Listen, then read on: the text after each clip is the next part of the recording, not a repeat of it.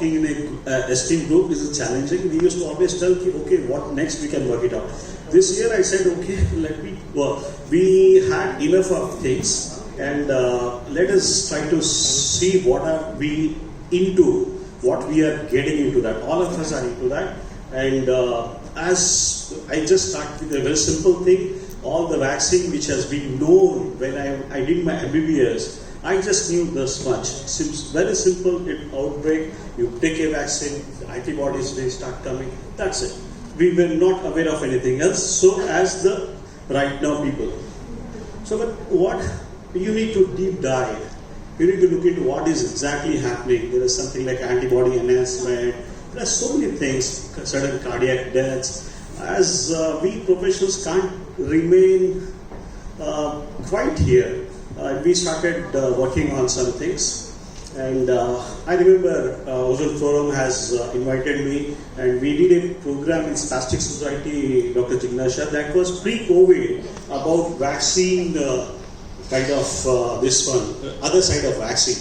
So I just want to tell everyone that immune system, what has been told by big people, including so-called people who come on the TV and all that, immunity, you just take this tablet and your immunity is fine.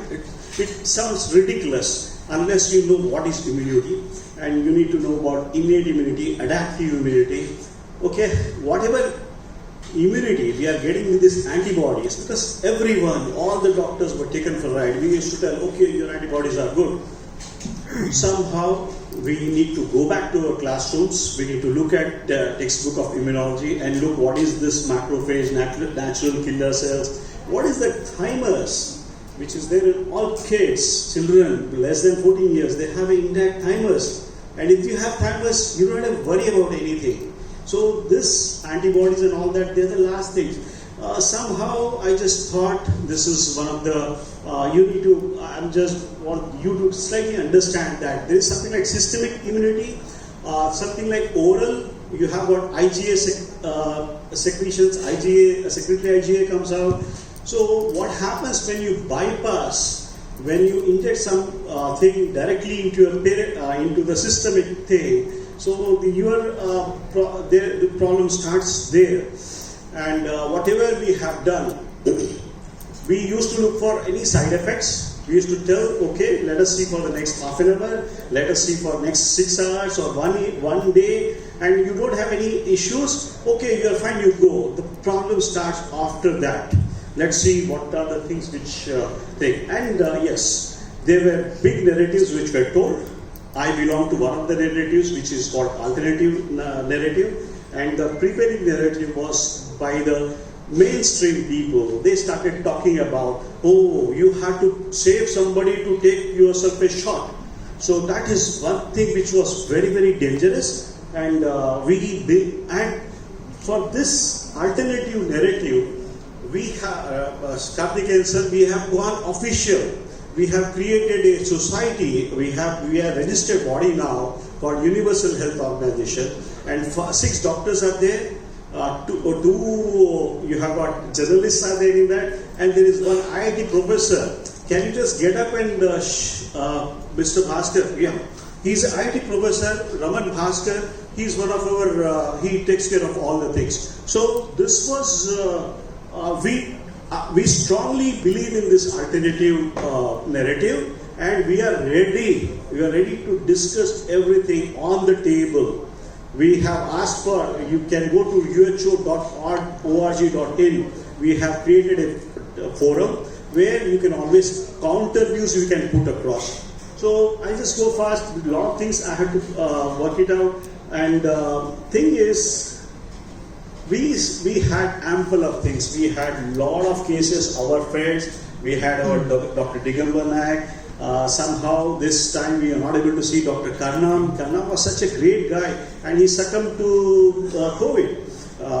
Thing is, yes, it was a big blow to all of us, but we believe something was totally missing in the entire thing. We were pushed into remdesivir, we were pushed into kind of this intensive care and all that. I think I start going overboard, it's difficult for me. I'll just keep up to my script. So let us look into what was this vaccine was made. This was Robert Malone. He had from 1980 he was working, and he was able to get coronavirus vaccine. And what happened with this?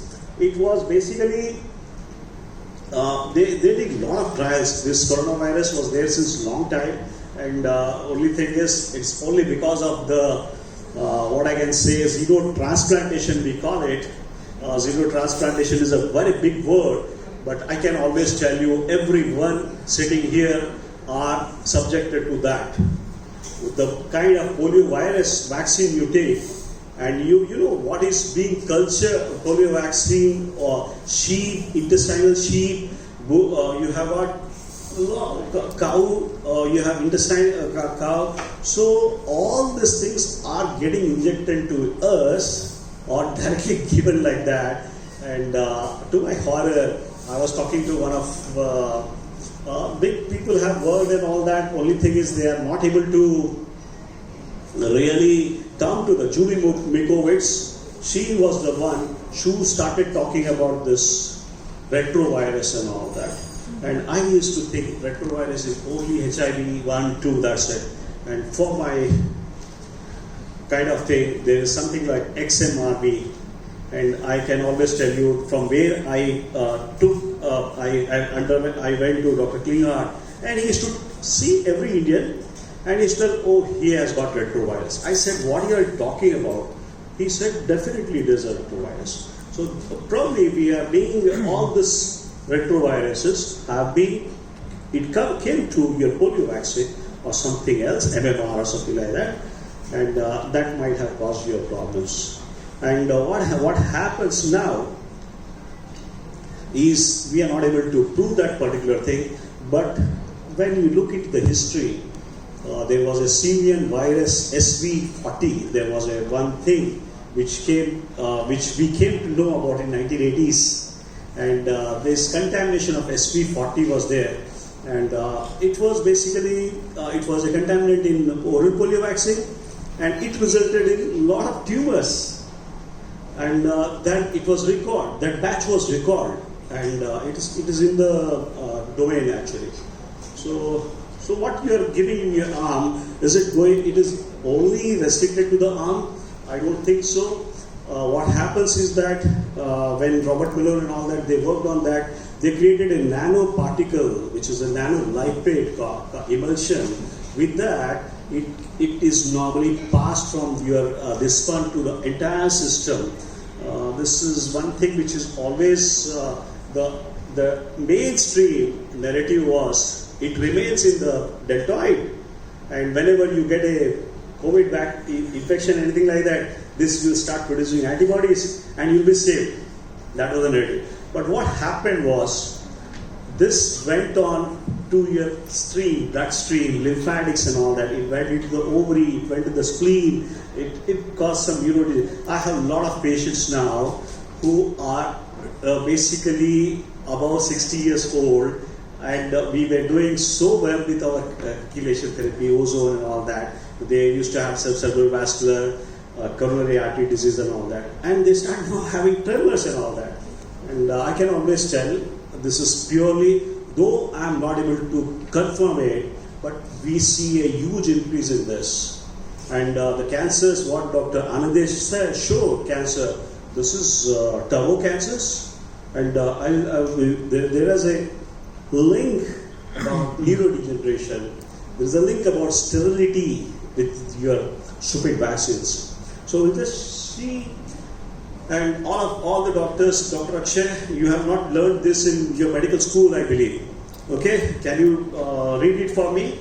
All we were taught is all vaccines are good, and vaccines are safe and effective. 1 in million chance. Okay, that was a kind of thing. And they were not taught vaccine side effects are serious and common, and similar disappearance for this vaccine, there were no vaccines. You have got other infections also, and they disappeared without that particular stuff. And about the toxic ingredients, we are talking only about, I started working on autism, and I used to think it was only the mercury and all that. Later on I came to know, yeah, there is something like aluminium and all. There are a lot of neurotoxins we are giving at birth to the child and making him cripple. His immune system is totally off balanced and he cannot make any choices of his own. So this is Peter McCullough. Peter McCullough was here in India 3 months back. In February we had he came to Delhi and in UH inauguration he was there, and such a fantastic, being a cardiologist and epidemiologist, he has such a great kind of work. You can always Google Peter McCullough, but you will be seeing only this guy is what is he being told is something like he's a conspiracy theorist. Conspiracy this one theory. He propagates conspiracy theory.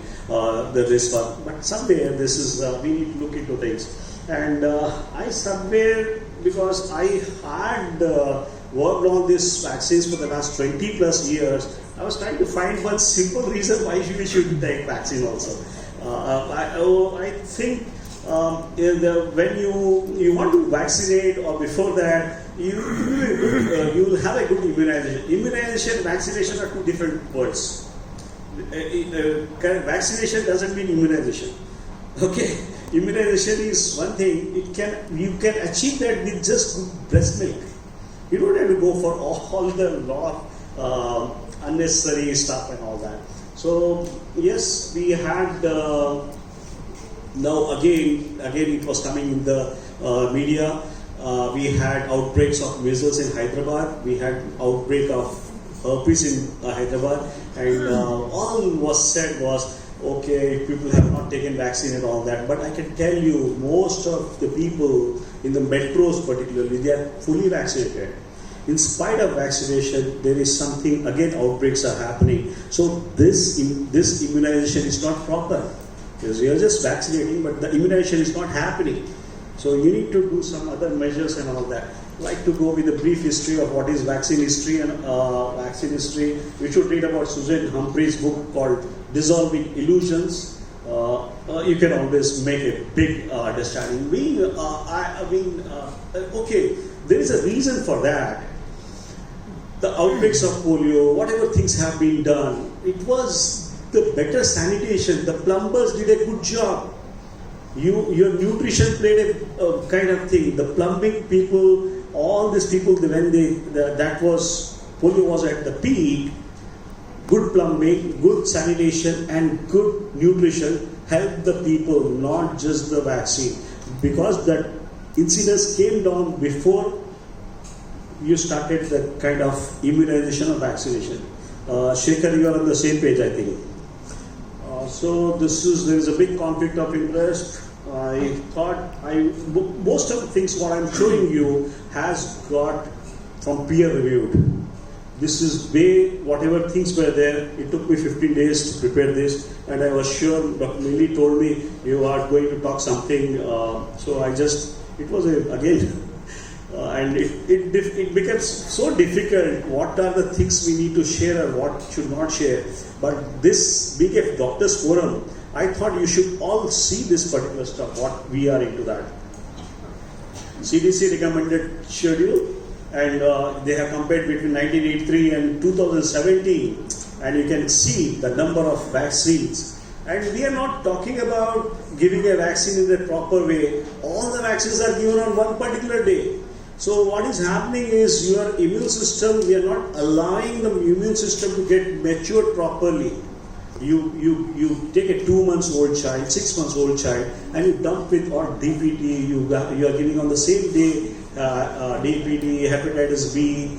So what happens? You should if you want to do a good immunization, you should give it separately and allow. So look at the child's weight. Look at what is the prematurity levels and all that. And yes, this was again I have taken from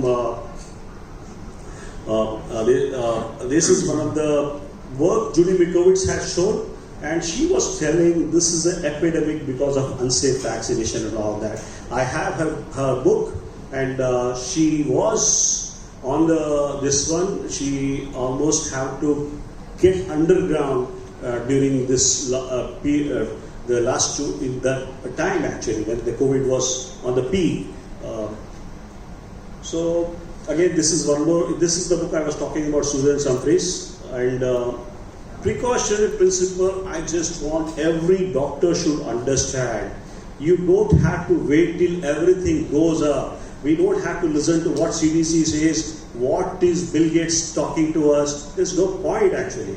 You need to see what you are, how your patients are getting.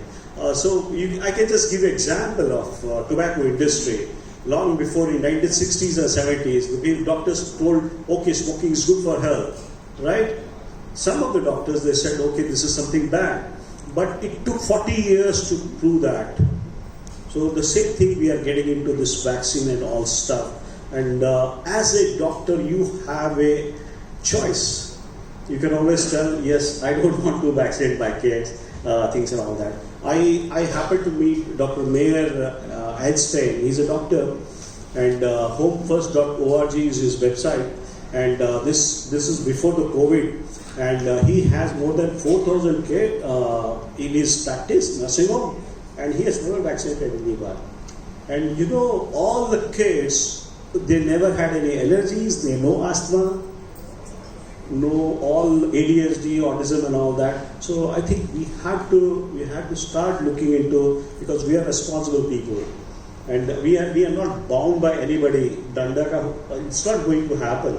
It is your kind of thing. You need to take your own choices. We tell patients you have to go. This is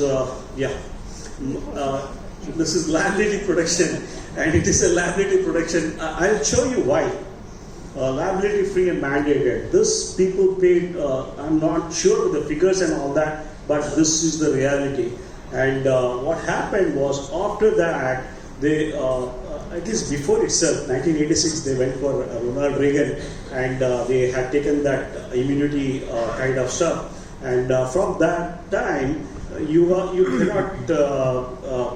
cannot sue these people. You can sue government, but you cannot sue these people.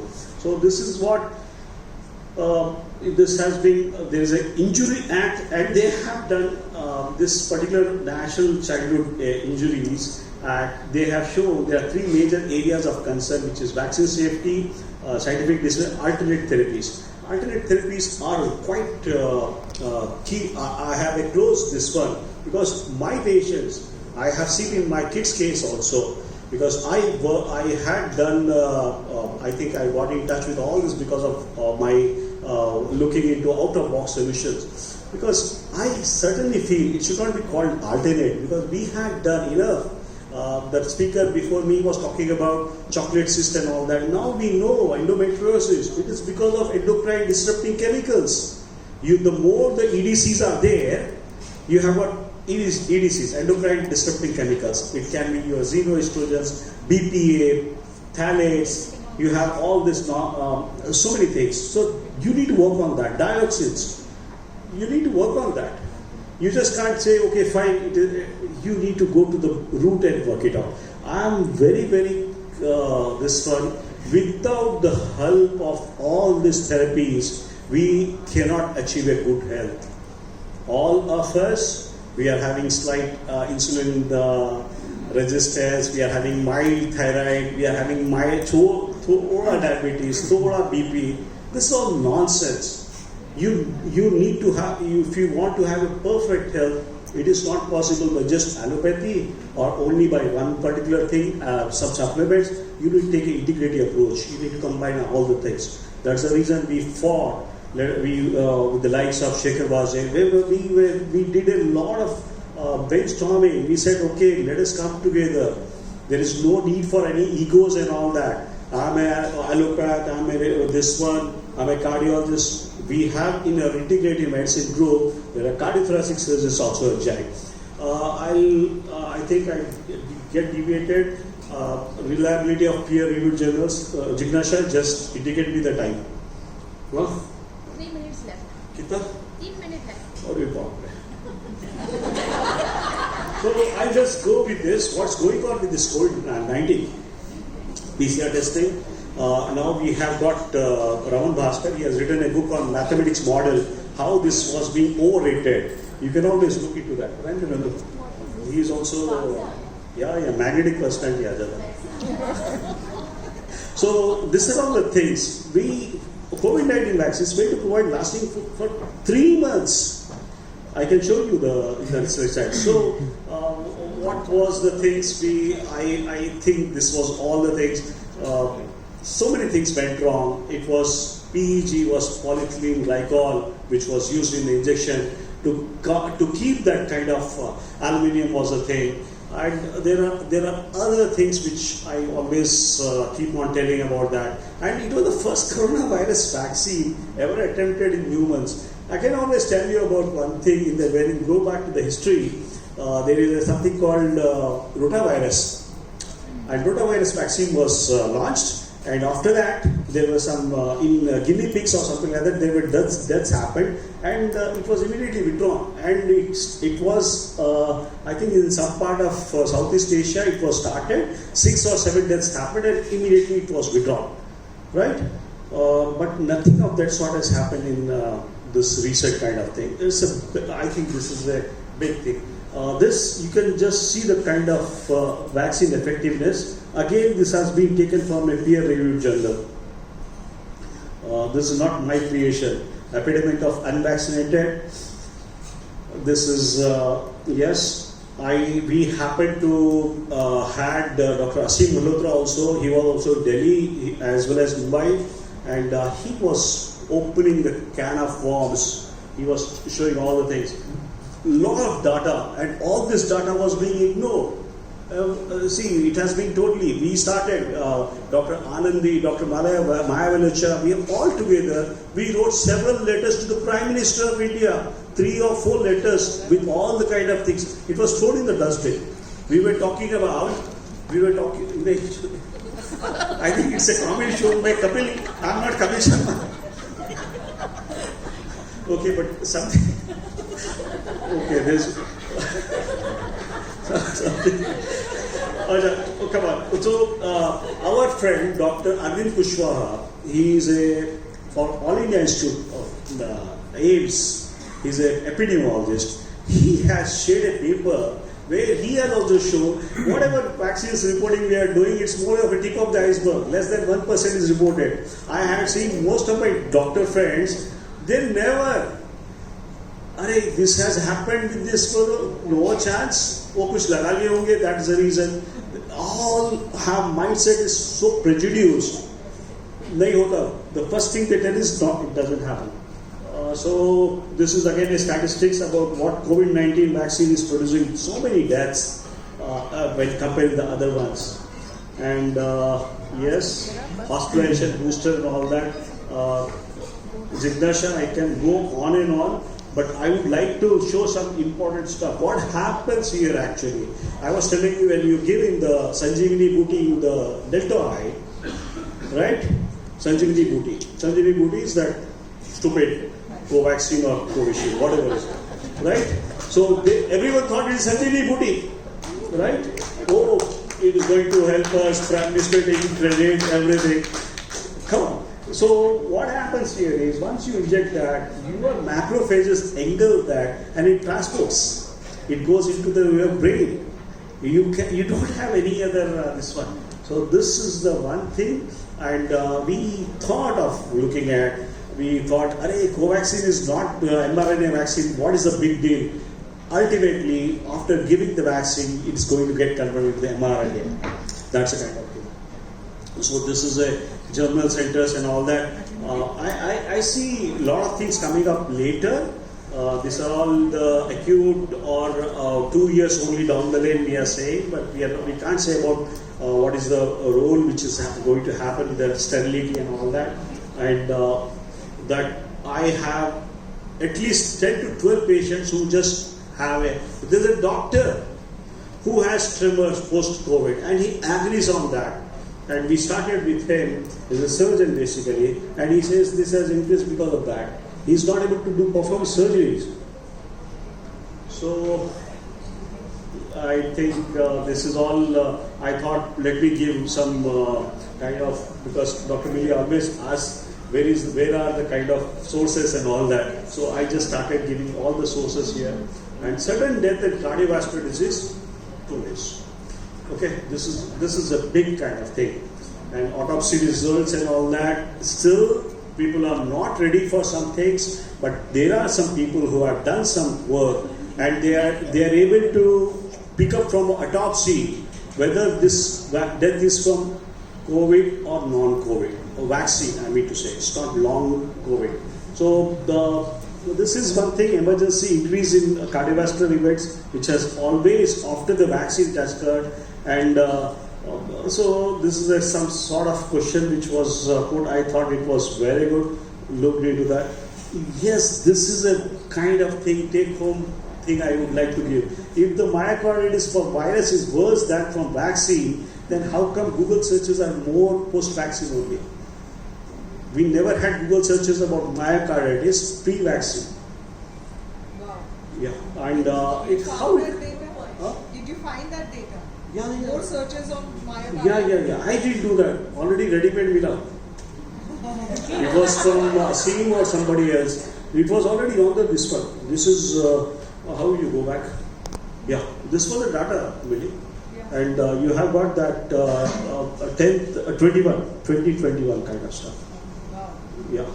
And how this mRNA vaccines cause heart disease is a big kind of thing. I would like not to get into details between. I just want to show you some. This picture will speak.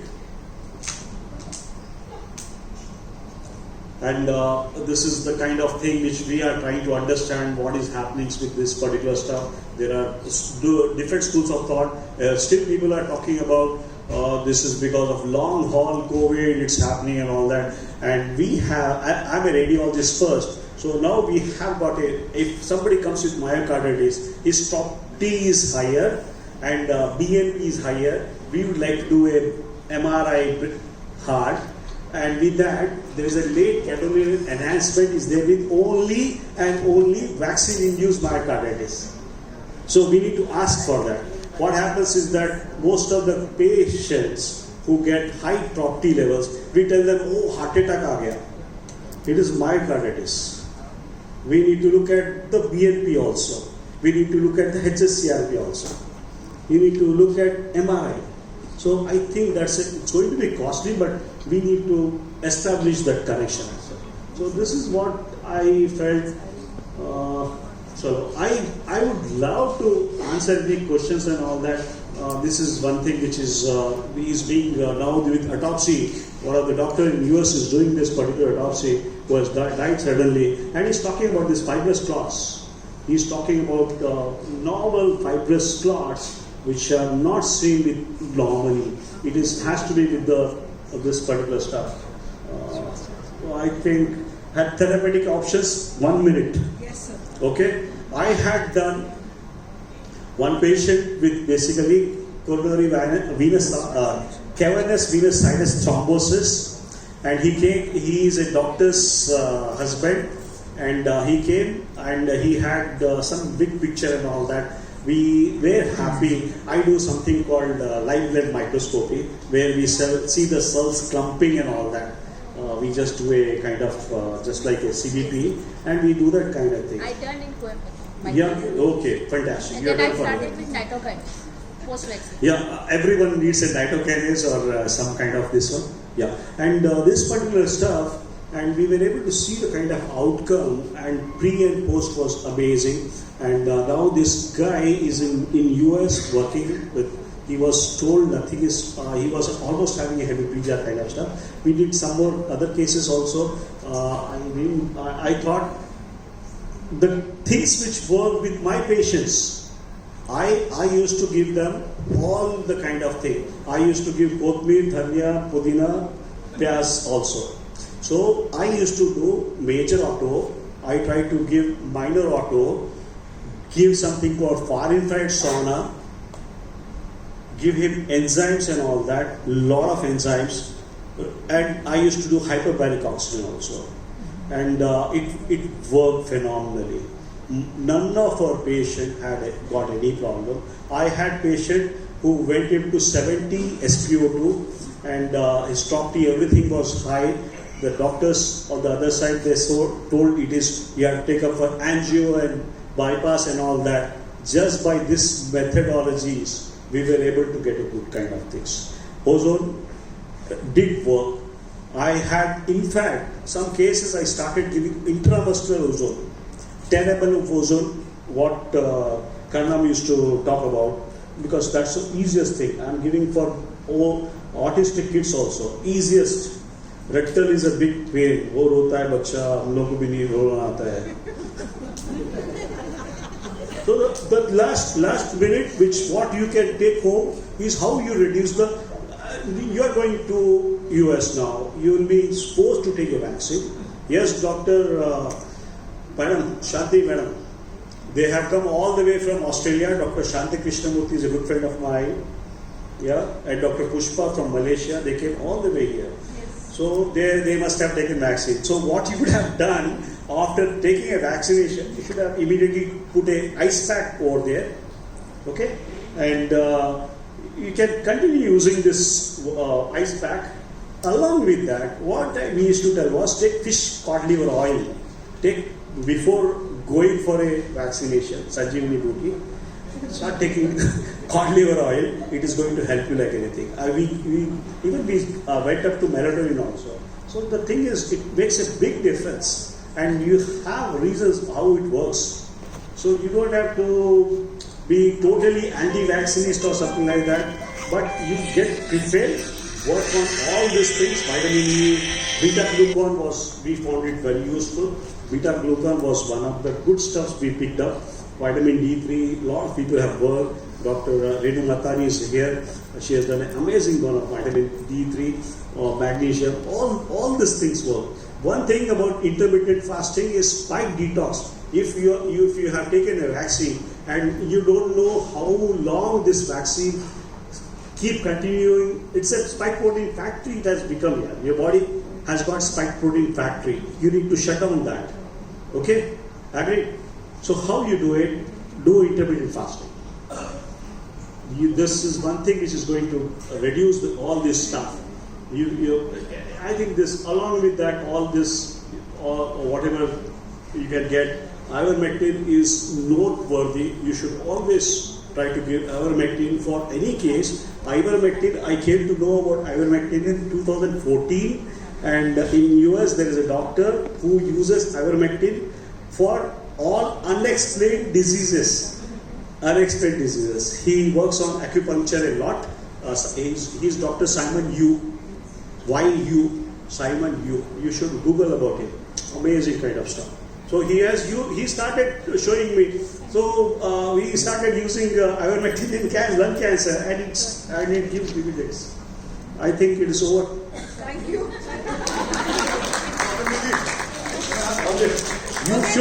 You should, please. One question. Always. Yes. Since, he's a special speaker, and of course everybody is special, but a very controversial topic, okay? Because half of us have taken vaccine, half of us have not taken vaccine. Let's ask. So Dr. Reza wants to ask one, and Dr. Larry wants to, not more than that, okay? I'm there always. Yeah.